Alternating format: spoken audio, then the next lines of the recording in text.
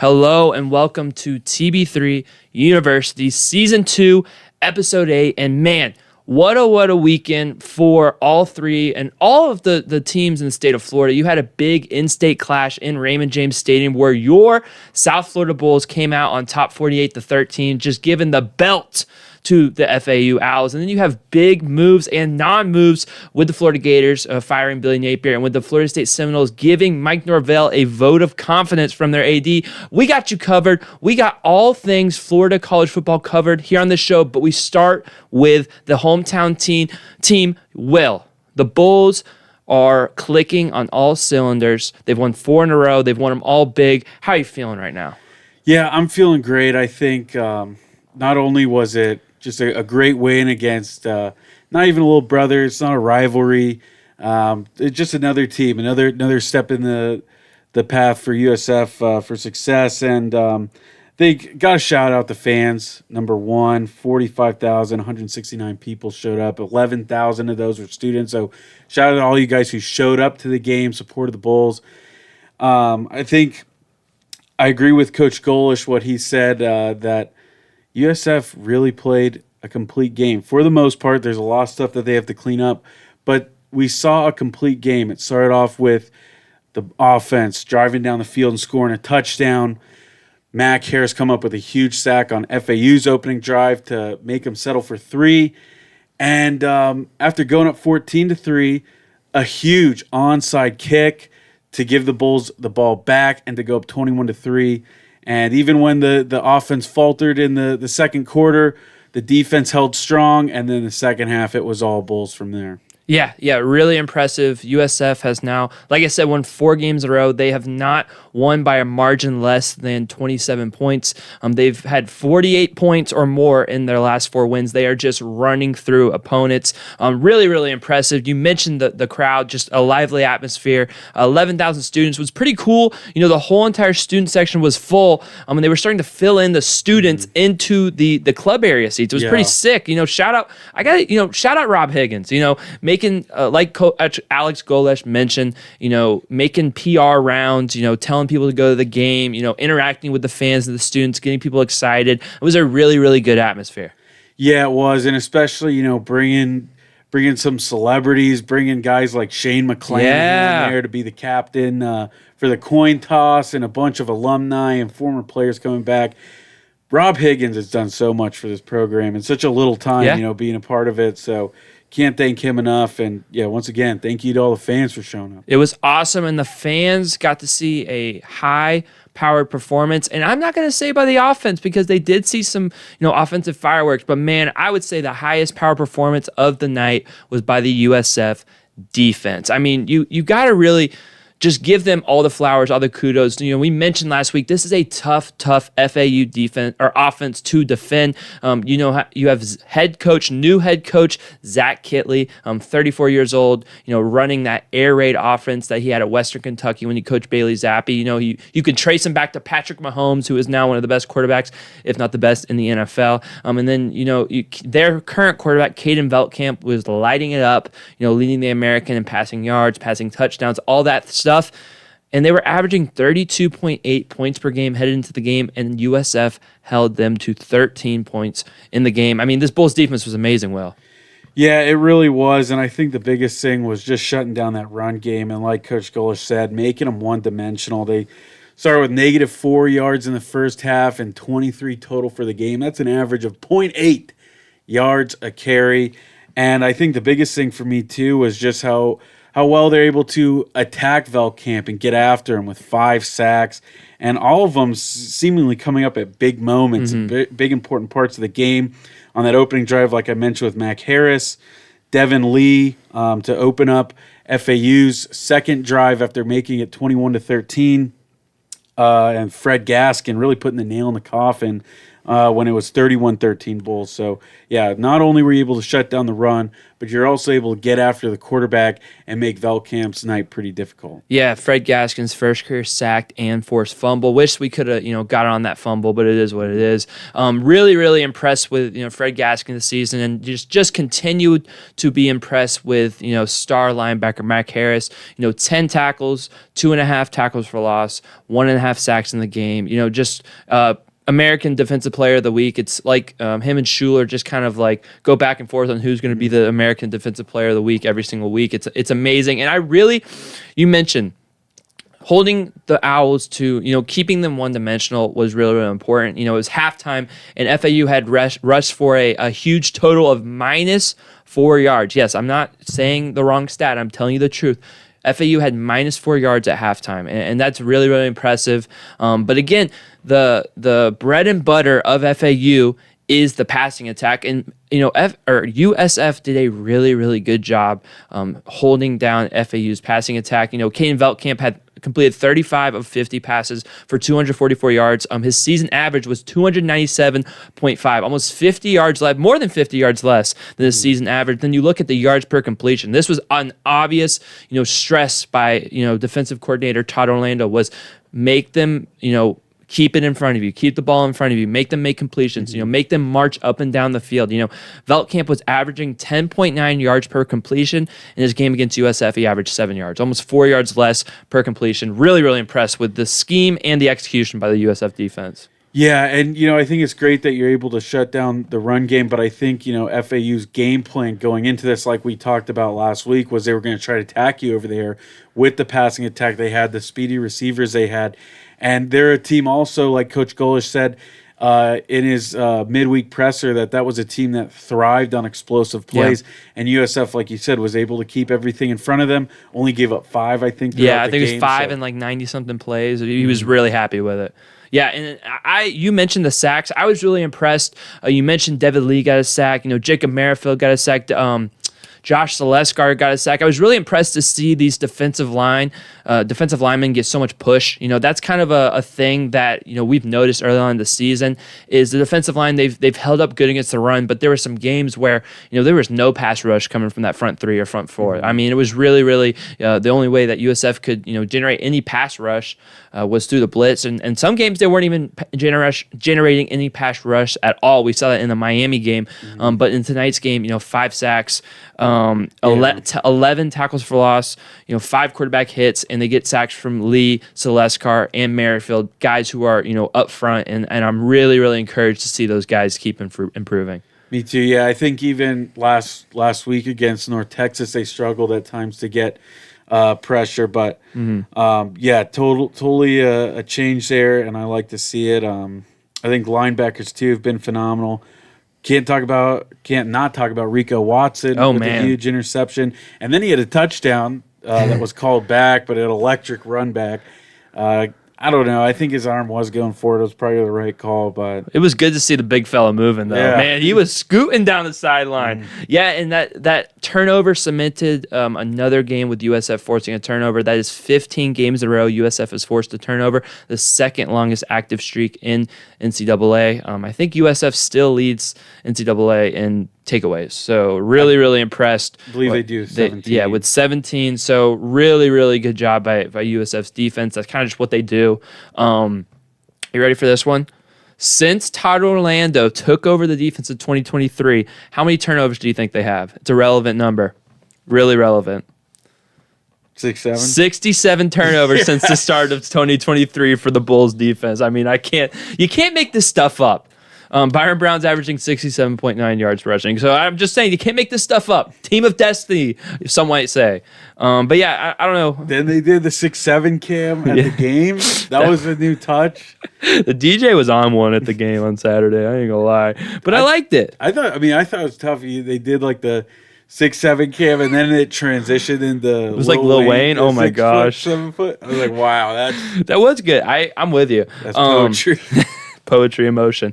Should we give the offense some love? Yeah, let's get to the offense. And I mean, you can't talk about the Bulls offense without talking about quarterback Byron Brown. I mean, 256 yards in the air, 111 yards on the ground, 4 total touchdowns. Byron Brown has eclipsed 350 total yards in 4 games of his career. 2 of them have come in the last 2 weeks. He's playing some of his best football. And I think the biggest key for USF in this game, and I think one of the most encouraging things you can take from this game, is 0 turnovers from the Bulls offense. Mm-hmm.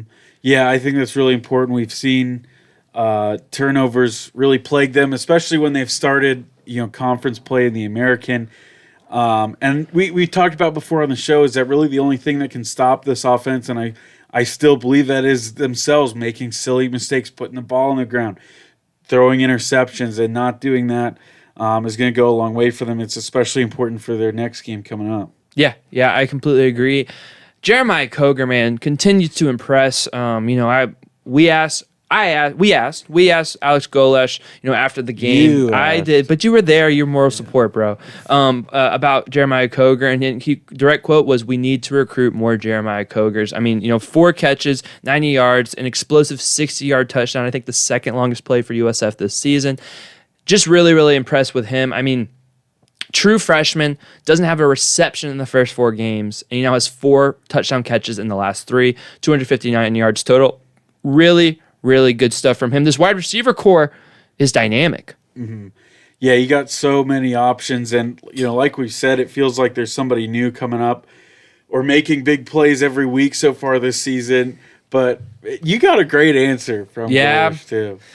I feel like me and Golish are tight, man. He gives me some good answers. He does. I think he's liked your questions a lot, too, because they're different. I'll say that. Yeah. They're different. They're unique. Thanks, bro. And in a good way. Yeah. Yep. Yeah, he said the S word. He did. I don't like when he cusses, man. He makes me sad. But sometimes he's revved up.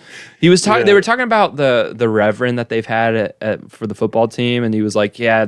I asked him if I go too far, and he's like, "Yeah, you went a little bit too far, but I'll pray for you," and stuff like that. I was like, "That's so funny." And then Keyshawn Singleton. It was nice to see him get back in the game. He had kind of been quiet for a couple weeks. 5 receptions, 69 yards.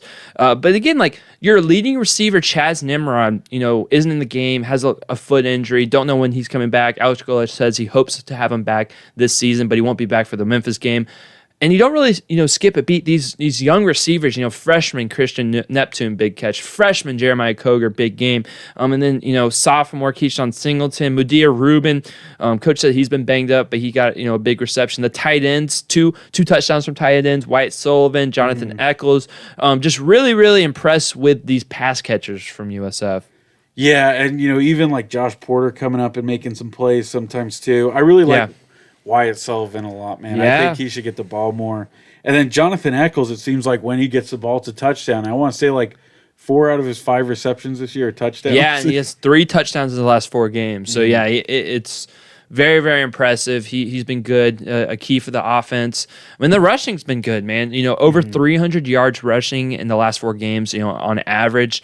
I was really impressed with Nakai Davenport in this game. I thought he ran really, really hard, and I thought he was impressive. Obviously, the leading rusher was Byron Brown with 111 yards, but Nakai Davenport, 14 carries, 71 yards. The Bulls averaged 5.1 yards per carry. They just really mauled FAU on the ground. That's really what we're seeing in American play is they are the more physical, more talented team. They did it to North Texas. They did it to FAU, and it's like you can have a high-powered offense. You can have, a raucous home crowd, but if you can't handle the Bulls in the trenches, it's going to be a long night for you. Yeah, I liked how Davenport has run. I think Alvin Isaac has been good too, and I think it's kind of like with the receivers and just the the mindset of this team and how locked in they are is with Cartavius Norton going down, they haven't skipped a beat. Yeah, somebody's stepped up, no matter who it is. Somebody's had a big game, and what I think blows me away, the biggest stat to me is. In these 3 conference games, 972 rushing yards. Yeah, that's impressive. Basically 1,000 rushing yards in 3 games in the conference. And, if you guys don't remember, again, you would tougher opponents for sure, but the Bulls struggled to run the ball to start the season. The first 3, they were under 100 yards rushing per game. And, now they've really hit their stride. They've gotten some offensive linemen back and healthy. They've, got a more comfortable rotation of running backs. I think the schemes for the runs have been a little bit better, and it's just been really, really impressive. And when this offense can run the ball, I mean, that's what it's predicated on. Look out. I mean, watch out. I mean, again, 48, 63, 63, 54. That's what they've scored in the last 4 games. I mean, really, really impressed. Completely agree. Shall we move on to this week? Yeah, do you want to go over injury report? I know we've mentioned a couple of them, but... Yeah, I mean, I guess where we stand headed into the Memphis game, Will. So kind of the big news, we saw Chaz Nimrod in a boot after the game this Saturday, and somebody asked about it in the press conference, and Chaz Nimrod will not be available for the Memphis game, so we will not see him again. Jacob Merrifield and Alvin Isaac, who both kind of got banged up during the game, which you asked yesterday, they will be, he said, what, they're fine? They're fine. They're fine, and they're going to play. Yep. And then some big news, too, Michael Williams, who we haven't seen all season, one of their best edge rushers. He is good to go. Yeah, he led the team in quarterback pressures last year, and he hasn't played at all. So again, like we mentioned, getting to the quarterback, Mike Williams is going to help with that. Alex Golesh said he's a matchup nightmare for the defense. He's a mismatch creator. So really, really excited to see what he does because again, this defense is playing at an already elite level, and Michael Williams he's a dude. He is a dude. Like we were at the spring game, we saw him, and he definitely stands out just on his frame and his stature compared to some of these other USF defenders. And he's a dude, and I think he could wreak havoc down the stretch of the season. Yeah, him and Ira Singleton coming off the edge. Yes, Ira Singleton has been a dog. Yeah, production wasn't there as far as like sacks on the score sheet, but he's been in the quarterback hurries. A lot. Yeah, absolutely agree. And then I think that's pretty much it for the injury front. Yeah, that's and I guess the other injuries on the other side. Because again, because USF heads into Tennessee to play the Memphis Tigers, a team that's really been the the class of the American Conference since its inception. 2 American Conference championships, 5 10-win seasons since it came into the American, and really, I think this is obviously. In the moment, right here, right now, USF, their chances of heading to the American Conference Championship game and then winning the American Conference Championship game and then going to the college football playoff increase immensely if you beat Memphis. Obviously, this game right here in the moment is so, so crucial. However, I think for USF as a program and as a statement, as symbolization of where USF is and where USF is going, this game is so crucial. I mean, this has really been the team you've been chasing. This is the team you've been wanting to be for so, so long. A team that you haven't beaten since 2016. You've lost 4 in a row, this team. And right now, you have a chance to go into their house and effectively end their season and take the life out of their season and to show them that this is a new South Florida Bowl. It's not the same old South Florida Bowl. This is a new, future for the American Conference. This is the team that should be getting in the ACC. This is the team that should be getting the Big to the Big 12. I think this is such a huge game for the Bulls in the actual, play on the field, but just in the symbolically for their program. And it will be huge. A huge injury to monitor is Memphis starting quarterback Brendan Lewis. He is a Nevada transfer. He's been playing really, really well this season. But last week in Memphis' stunning loss to UAB, he sustained a lower leg injury. Looked like a rolled ankle. And he was in a boot at the end of last week's game. He is listed as day-to-day. And he did not make his media availability this week. Are we saying he's out? No, but it's something to monitor. And if you're going to ask me what I think is going to happen, I don't think we're going to see Brendan Lewis on Saturday. Yeah, I think you said all of that stuff great. I think, just winning this game against Memphis really creates a power shift in the American Conference. It kind of passes a torch.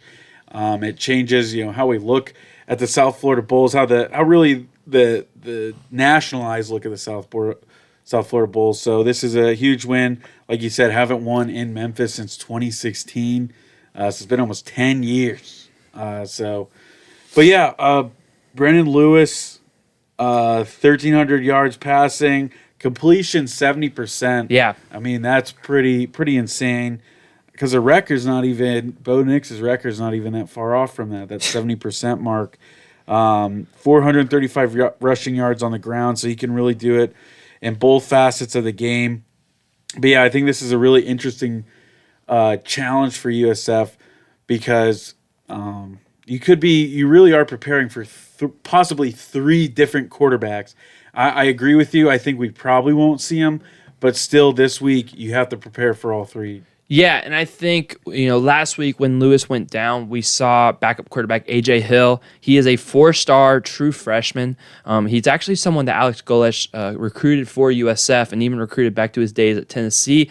Uber talented. Alex Golesh, quote-unquote, says that kid has a cannon. And he showed it off, made some big throws in a near, comeback victory against UAB last week. Again, so you compare for him, C.J. Smith, I think is his name. Sorry, I just went off. The other quarterback is Arrington Maiden.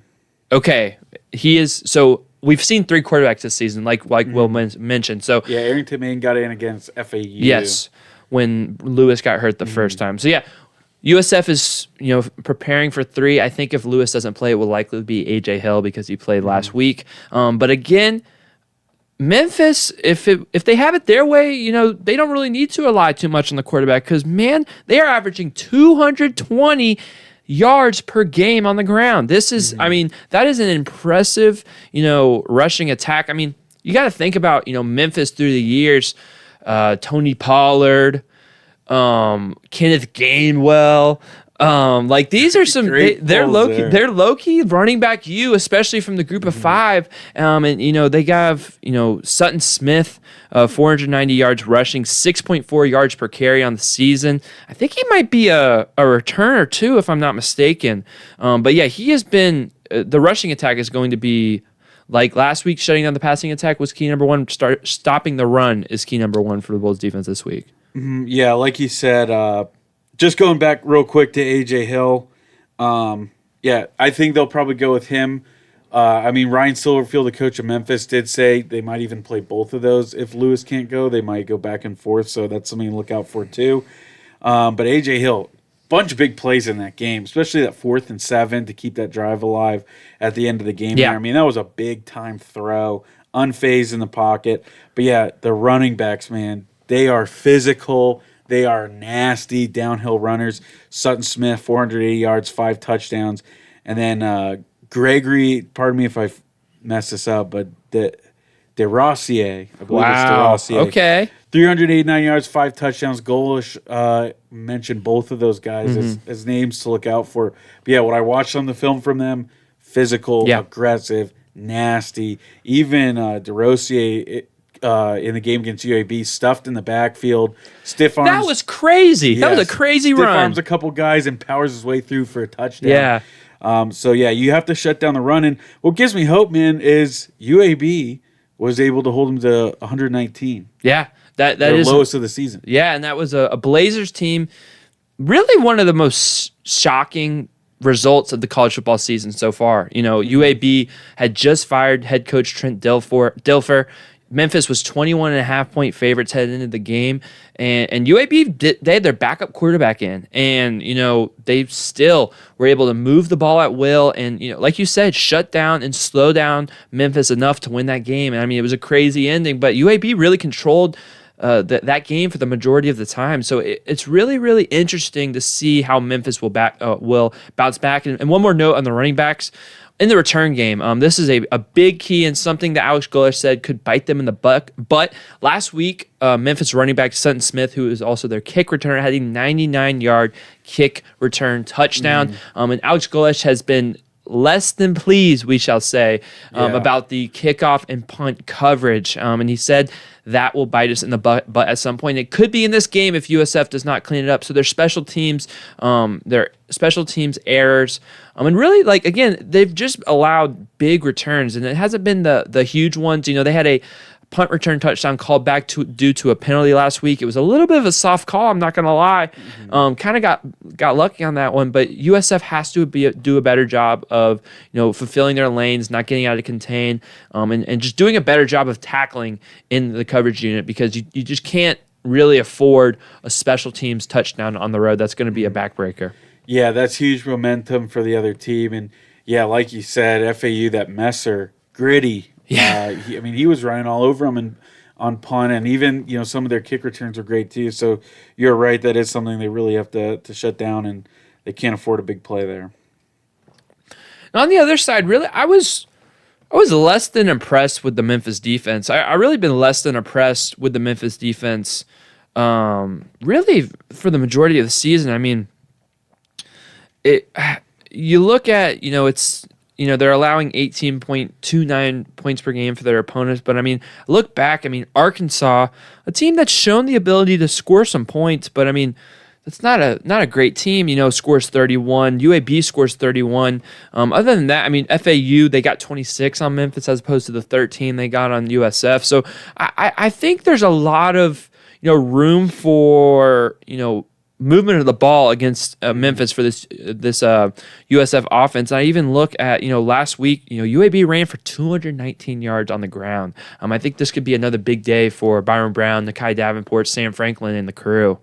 Yeah, again, I think for the rest of the way in all these teams that we play, really, it's on the offense to not shoot themselves in the foot. Yeah. I don't think Memphis is capable of doing anything different than what other teams have tried to throw at the Bulls.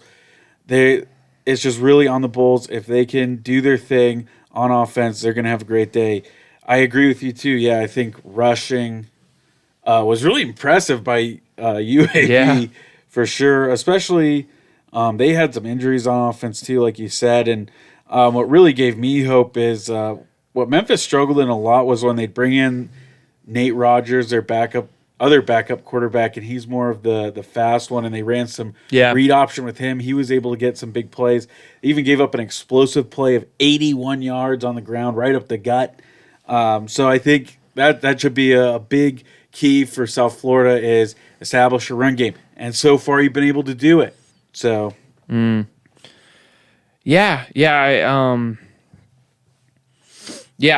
think whoever wins on the ground will be, in a great spot to win this game.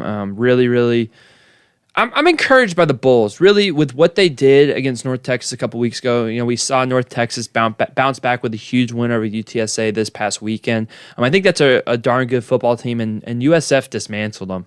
They really did. And I think USF really is in line, especially against a backup quarterback, to do the same against Memphis. I think you will be facing better athletes, maybe a little bit more size, but I think USF, they've shown that their speed, their athleticism, their connectivity on both sides of the football, a little bit better athleticism and a little bit better talent isn't going to phase them. Mm-hmm. Yeah, it's really just not making mistakes. I think number one, special teams. Coach Golish, like you said, has made that emphasis for coverage. That's a big one. Don't shoot yourselves in the foot, because Memphis, although their defense, isn't the greatest, like we've said, it's something different that Golish said that really they haven't seen this year. But they also get a lot of turnovers too, 14 turnovers. Yeah. So keep the ball in your hands. Don't turn it over, and then defense shut down that rushing attack on that side. Yeah, and I think one thing, as I kind of look at the matchup here, something that'll be interesting is these two teams are two of the best teams at early down success rate. Memphis is in the 3rd percentile in early down EPA per play, and USF is in the 9th percentile. So basically both of them are very effective early on in first down, second down, getting it to third and manageable, getting it, getting the drive going. Like we mentioned, for USF, first down is so crucial because, once you get a successful first down, then it's rolling. It's off to the races. The speed is going, and the tempo, and that's really where they've kind of just started. They've gotten going. They've gotten rolling against teams in this last 4 games. So I think, who can have the better early down success, and which defense can come up with the big sack or the big tackle for loss. 11 tackles for loss last week for USF. That is no small number, and tackles for loss are drive disruptors. They are drive stoppers. They are drive stallers. So I think whoever can kind of there's going to be points flying. No matter who's at quarterback, I think there's going to be points flying. I think it's going to be similar to the North Texas game in that sense. But for USF, they were able to pretty much do whatever they wanted on their offensive possessions, other than turning over the ball. But they were able to, get some turnovers against North Texas. They were able to get some stops. They were able to get some sacks. They were able to, stop drives, force third and longs against North Texas. If they're able to do that against Memphis, they're going to win this game. Yeah, and to touch back on that point you made about early down success, I mean, that's really important because I got a stat here. The running backs have averaged 12.7 yards per carry on third and short this season. Wow. So you got to hold them to third and long, force them to pass the ball.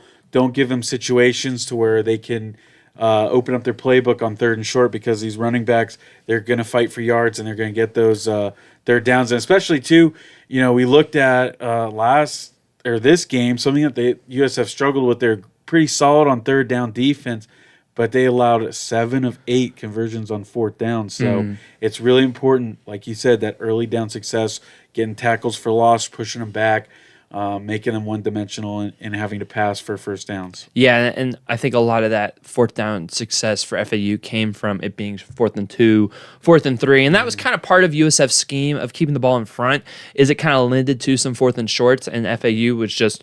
They were just ripping them. They were just going for it. And you got to give credit to FAU in that sense. But I think, to avoid the explosive plays will be, key for USF again. Like you mentioned, five last week. And, yeah, it's just I'm trying to look. I don't know if I see. I'll find it in a second. But, yeah, avoiding explosive plays, is going to be key for USF defensively. I wanted to look at. I'm gonna find it. Their explosive play rate. Don't worry, gentlemen. I will find this. Explosive play percentage. 12.2% of their plays are explosive plays in the 97th percentile. Really good. Really, really good. So, yeah, it's going to be a heavyweight clash. It's going to be a tough matchup. I think, we...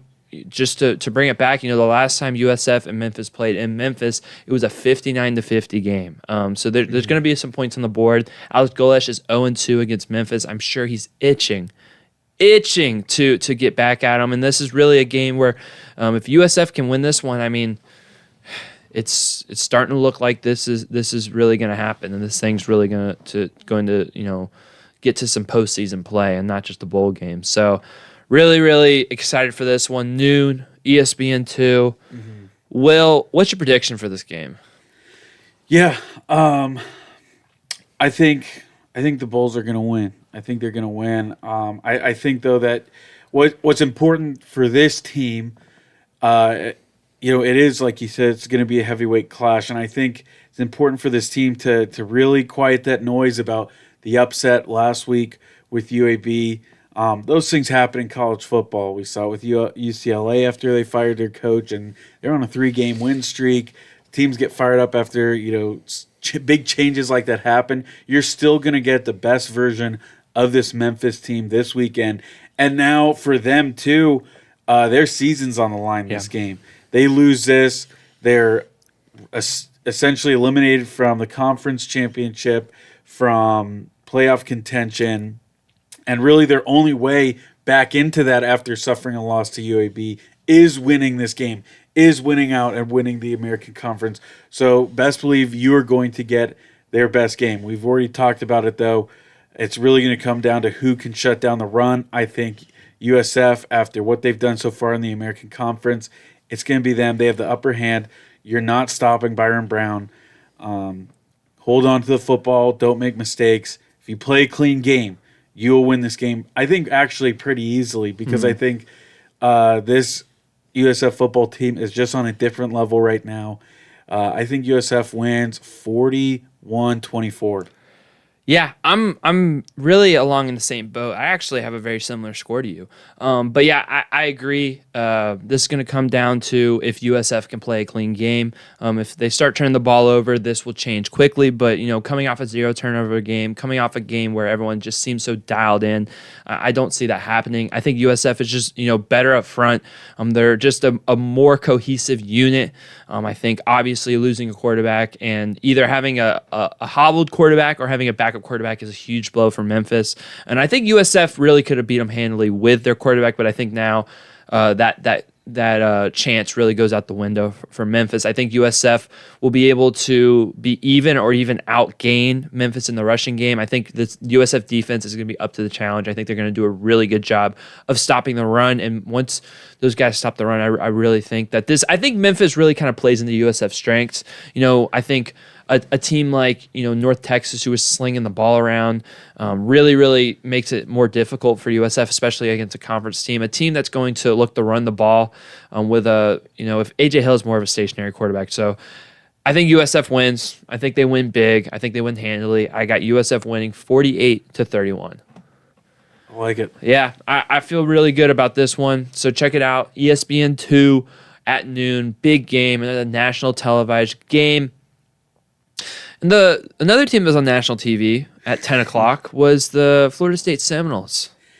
Yeah, we just talked about a team that has played such great complementary football throughout the season, and now we get to talk about a team who just doesn't.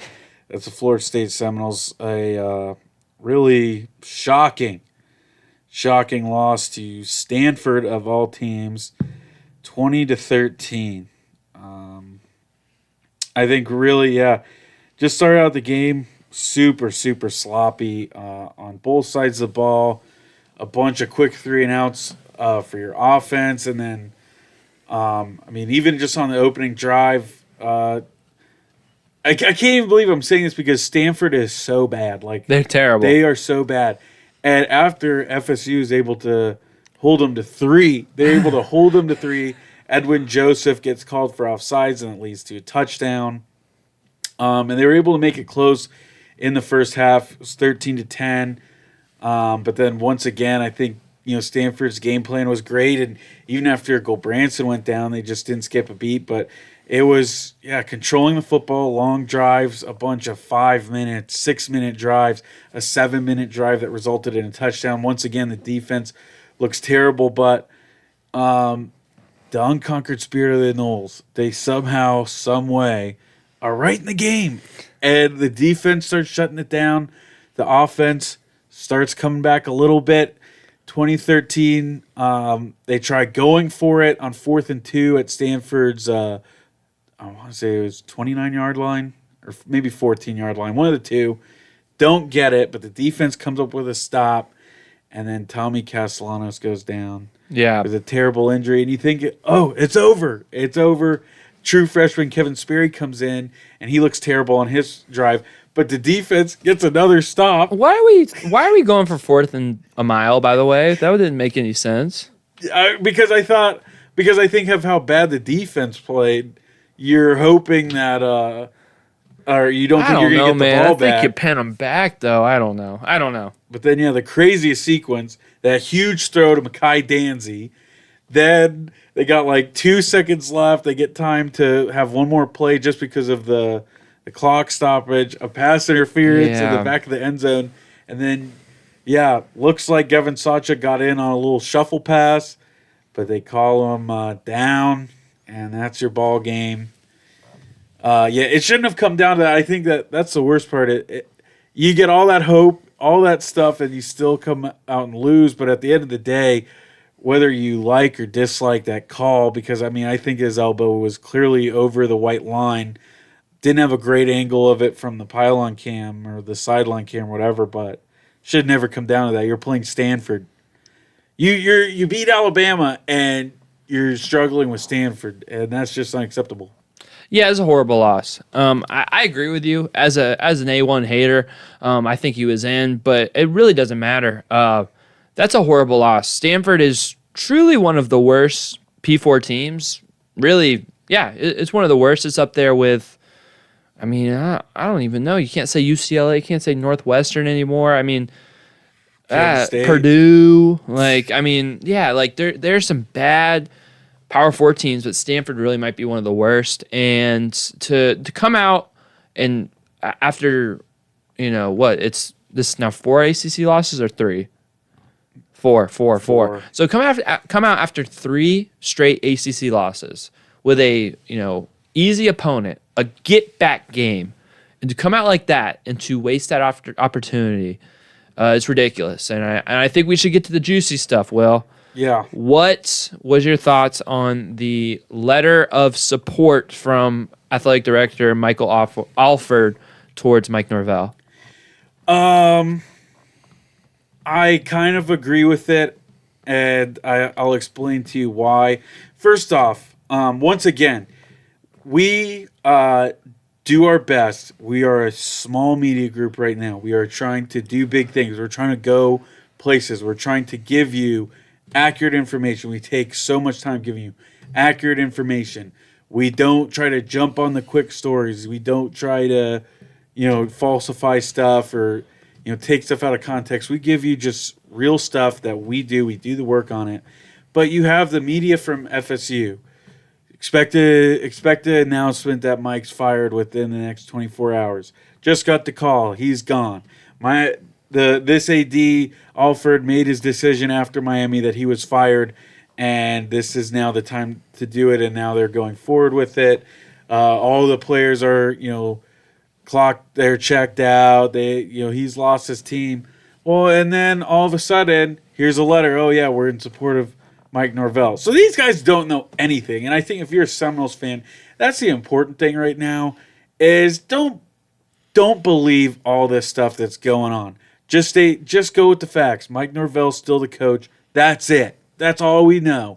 And you can either support him or not. But that's what it is right now. I think after a loss like that, yeah, you deserve to go. I think it's justifiable that he should be fired. But my thing is, and this is why I don't necessarily mind it, is if there's, and this is what I kind of think too, because I think if it's true about that they made up their decision after Miami, and then they come out this week and say that he's still a coach, I think maybe could be one of those things that the guy they wanted or the guys they were going after declined. And I think, what's the point of firing him if you don't have a candidate that you want, or you don't have a couple candidates that you're looking at? If the guy you think isn't right for the job, don't hire him. Don't rush to hire somebody new, because I think, again, there's only a select group of coaches so far that I would say are worth it, because Florida State's a little different than some of their jobs because the demand for success is crazy high. You have to have somebody who's not going to struggle for 2-3 years. And I think a lot of times that's pretty that's just way too high of expectations. Mm-hmm. That's really high. But you're going to have somebody who's going to at least compete right away. And so I think, if you don't get Marcus Freeman, which I don't think, again, you're he said no to Florida, so I don't think he said no to Florida. So I don't think Lane Kiffin. Yes. If Lane Kiffin says no to Florida, which we don't know yet, he's not going to say yes to Florida State. I personally don't like James Franklin.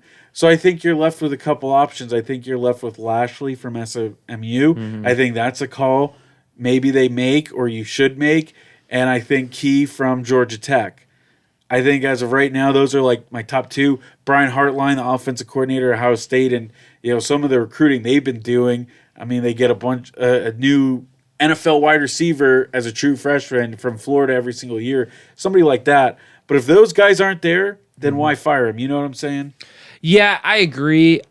That's not how I've interpreted this situation. I really think this is a situation of they're trying to pool the money together, and they just don't have the money for the buyout right now. That's fair, too. And I think that's what it is, and I think they're just in that process of trying to, maximize, who can give them the money, boosters. I think there's some stuff with private equity and stuff like that going on.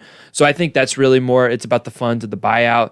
I think Mike Norvell at some point this year will be fired. It might be in a couple weeks. It might be at the end of the season, but it will happen. I don't see a world where it doesn't happen. And I think the candidates you threw out are good.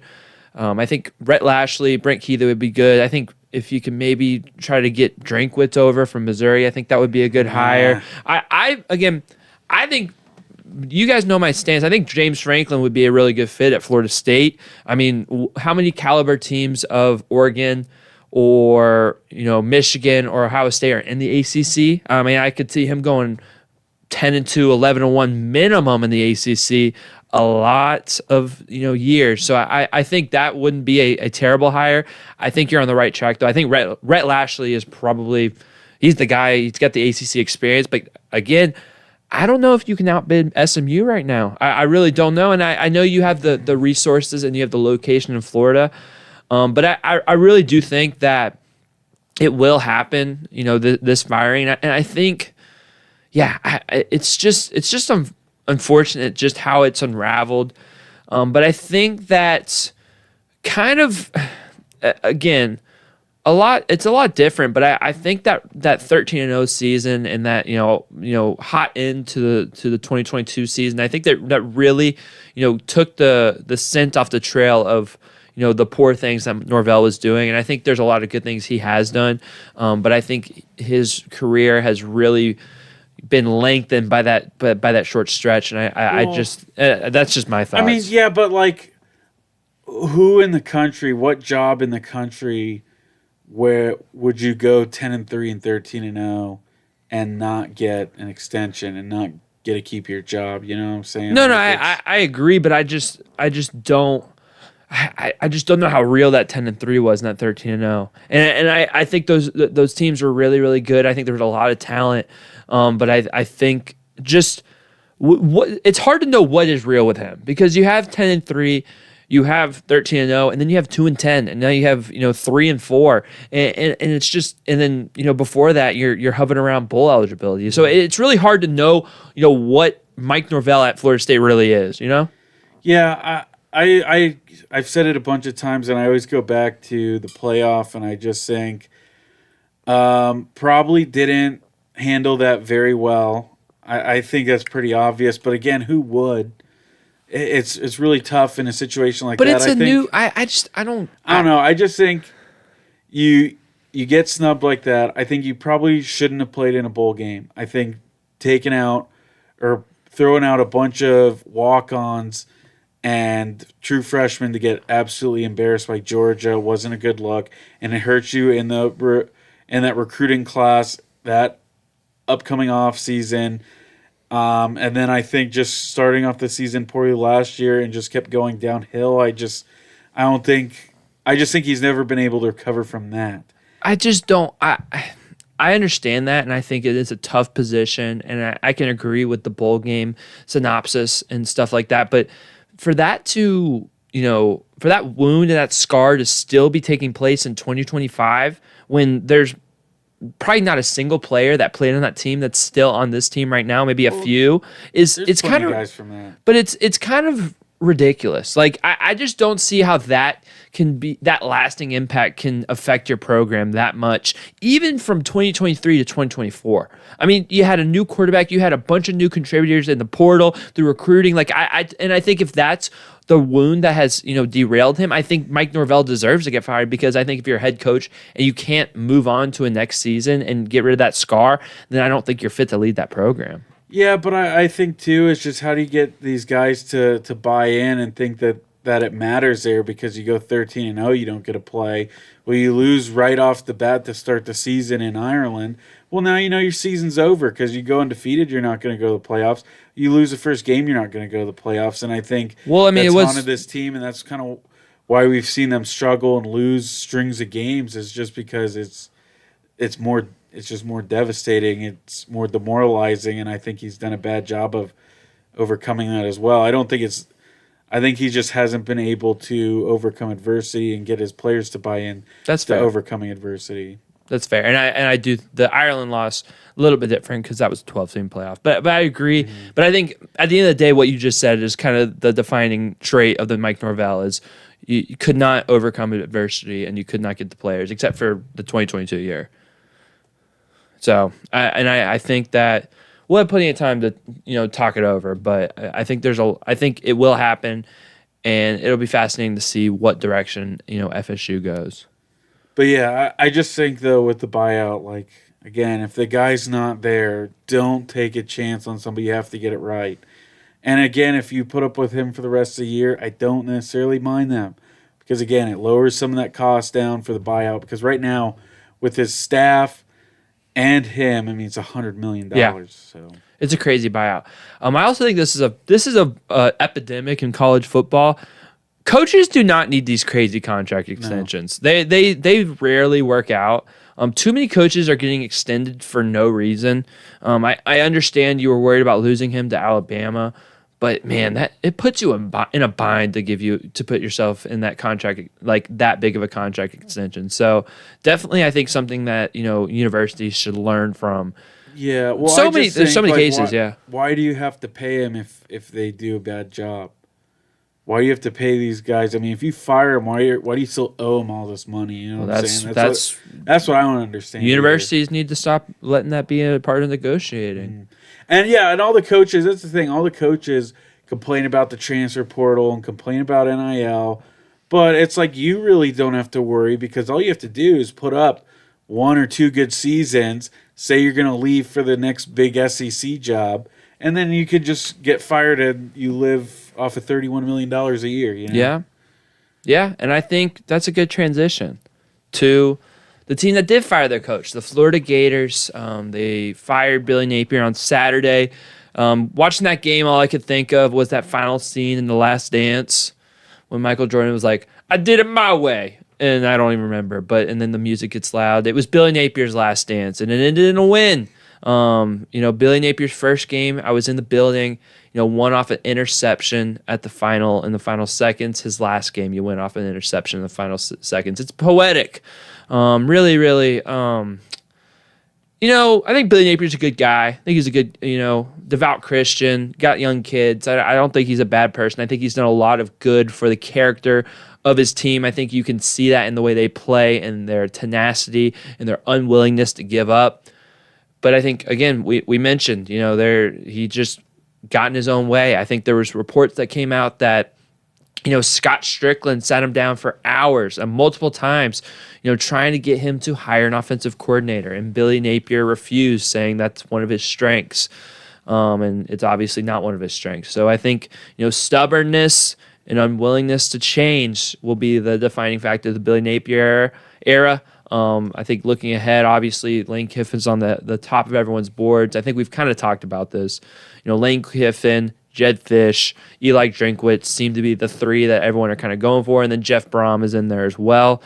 So I think that, we've kind of had this discussion a few times because we've known it's been coming, but, the deed has finally been done, Will.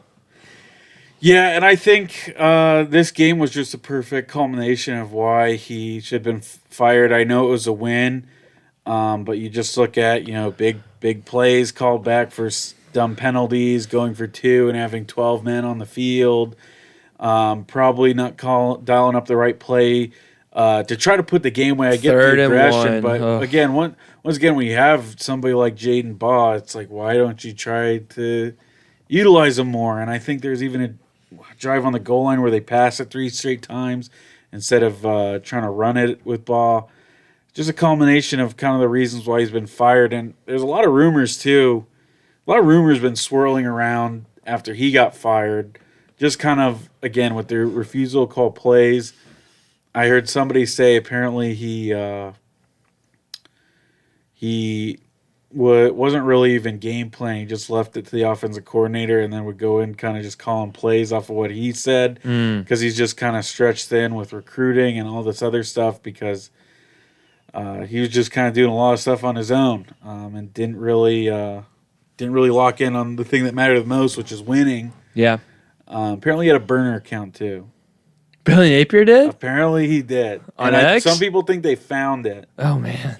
Because there was one account specifically that was, and it just kind of sounded like him too, in a way, like saying buddy and bud and like, you know. That's really funny. I did not see that. That's insane. Yeah, it's stubbornness. That's just unfortunate. An unfortunate way when you work so hard to gather in such good talent and evaluate and find good players, to ruin it on game day by being stubborn and not doling out duties on game day at correctly. It's unfortunate. It's just kind of a waste of time. It's just dumb. It's straight up dumb. There's just so many dumb things about the Billy Napier tenure, and I think he'll be remembered as one of the worst and dumbest Florida coaches, to be honest. Yeah, I mean, the McElwain Shark incident was huge. Yeah, but it's that was like AI before there was AI. Seriously, yeah. I think it was him. I don't even care. Yeah, and man. And honestly, I think Billy might have been worse. I think Billy might be worse than McElwain. I don't know. Yeah, well, that'll have to be a post. I'm going to look into that. The worst Florida head coach. He was by far worse. I mean, he was definitely worse than Mullen.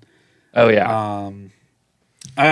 McElwain was feasting on the SEC East back in the day, so it's kind of hard to tell. Mm-hmm. Just too many stupid losses too. I mean, too many stupid losses, and I think you even look at this season. And again, the thing that he's supposed to be the best at with offense, you put up any sort of fight against LSU. Again, I mean, I know some of those interceptions was Lagway's fault, but still, for most of that game, they pretty much knew what you were going to do, and they shut you down. And you just put up, a couple points there. USF. You win. USF again. And that one, too, just like, just super conservative, not giving yourselves, not being aggressive at all at home. And USF took advantage of that. Mm-hmm. Even Miami, you kind of turned the tide with that interception, and then you just did nothing on offense. So, yeah, you could still be looking at the season. You could still be the coach, but just too many stupid losses and just head-scratching moments. Yep. Spitting. A lot of spitting. They had multiple players got spitting penalties under Billy Napier. How does that happen? It's, again, you can preach discipline. There's just... Your words are empty when you don't apply them to yourself. That's a life lesson from Colby.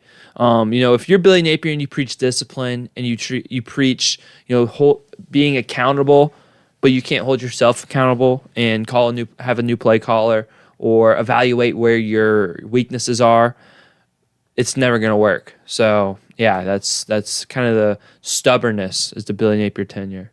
Mm-hmm. We can't talk about this any longer. I'm going to get depressed. Yeah. The lane train. It's over. It's over. I think war is over. And we're going to beat Georgia with an interim head coach in 2 weeks. Well, hey, I mean, we saw UAB. That's what I'm saying. Saw UCLA, 3-game win streak. Maybe it's Florida's turn. That's what I'm saying. Billy Gonzalez taking over his interim. All right. I thought, or is Ryan O'Hara's calling plays, right? Yeah. Yes. Yes. All right. Will, are you ready to pick some games? Yeah, I'm ready to pick. All right. UCLA has won 3 in a row, and they take on their toughest test yet. They go into Bloomington to face off against Indiana on the road. The Bruins, can they do it again? Oh, man. I think it'll be a lot closer, and I think UCLA will be fired up to play, but maybe Indiana has turned a page. Maybe they're no longer the team that everybody said last year was, only in it because of their schedule. I mean, they've had some big wins, and they've looked dominant. I think Indiana wins, but it could be, like a 37-32 type game. Wow. You know what I'm saying? I think whatever New Heisel's done, I mean, that Imaleva has looked like what we all expected him to be this whole time. So. Yeah, I agree. I think Indiana wins, but I think UCLA covers. I don't think it's that close. I think it's like a 10, 14-point win for Indiana. 25.5 point favorite. Putting some money on the UCLA spread? Yeah, I might. Maybe. All right, another nooner. Big one in the SEC. Ole Miss travels to Oklahoma. 2 one-loss teams. Who do you got? This is a tough one. This is again the SEC just eats itself too much. Like, you want to say like, okay, Ole Miss is gonna go in and win easily. They're pretty fired up after the loss, which again, I mean, they played great. Just defense really couldn't stop Georgia. But again, you never know. Oklahoma might be back to what we've seen from the start of the year. They still might be for real with Moneyline Mateer. I'm gonna go Ole Miss. It's a safe pick, but watch out for Oklahoma in this one. I believe, aren't they favored? Isn't Oklahoma? Oh yeah, 5.5 point favorite. Well, it's home game. It's a home game. I know it's a home game, but I don't know. I'm gonna go Ole Miss as well. But it's going to be a tight one. I was kind of hoping you were going to pick Oklahoma and I'd pick Ole Miss. But we're on the same page. I took Ole Miss. I mean, I did a little college football parlay. I took them because they were plus 105. I was like, I feel like that's kind of free money. Like, I just... I get we'll that. See. Maybe I'm wrong. But I was kind of surprised to see that Oklahoma's favored. Ole Miss struggles on the road is the only thing. Virginia travels to the Belichick Dome at North Carolina. Are we picking an upset?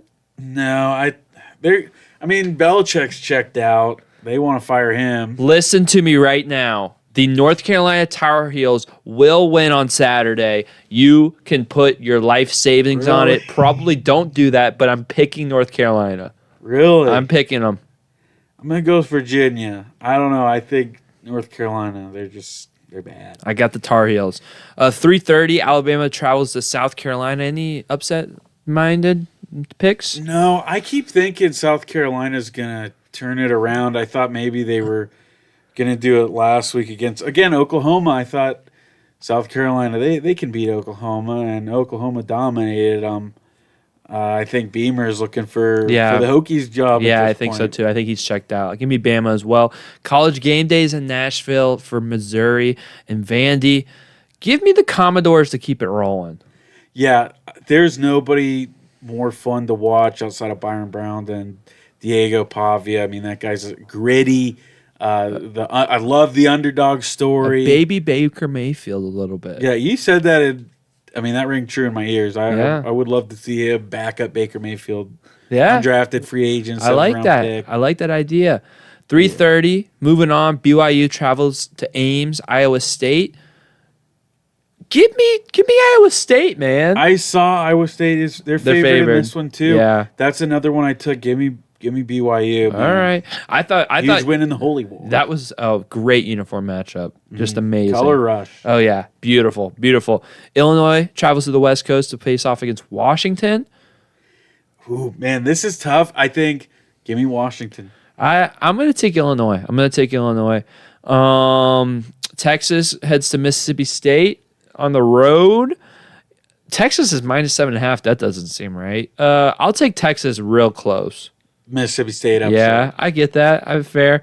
Texas A&M travels to Death Valley at night. I think A&M wins this one big. Yeah, I think so too. I think this is where Brian Kelly gets fired. It might. Hey, not ridiculous. It's not ridiculous to say that. Michigan versus Michigan State at Michigan State. No, I mean, Michigan State, I thought they were going to be a little better this year. Yeah, they kind of stink. And I guess, UCLA's been on a tear, but they did get killed by them. And at home, in East Lansing, I think Michigan will win. Which Michigan's overrated too, but they're going to win. Yeah, I'll take Michigan as well. Big one in the Big 12. Hughton travels to Arizona State, two of the top Big 12 teams. Give me the Sun Devils at home. Yeah, I think the Devils are back. Huge win against Texas Tech last week, and I think they'll keep rolling. So, yeah, big Saturday in college football and biggest Saturday for the USF Bulls. Again, noon game, ESPN2. Check it out. Give us your score prediction in the comment section down below. Do the Bulls got another win in them, or is Memphis going to stop the winning streak? If you're on YouTube, hit the subscribe button, hit the like button, share this video with a friend, follow us on Instagram, follow us on X, and on Spotify, do that whole same thing, that whole same spiel. But yeah, enjoy college football this week and have a beautiful and blessed night.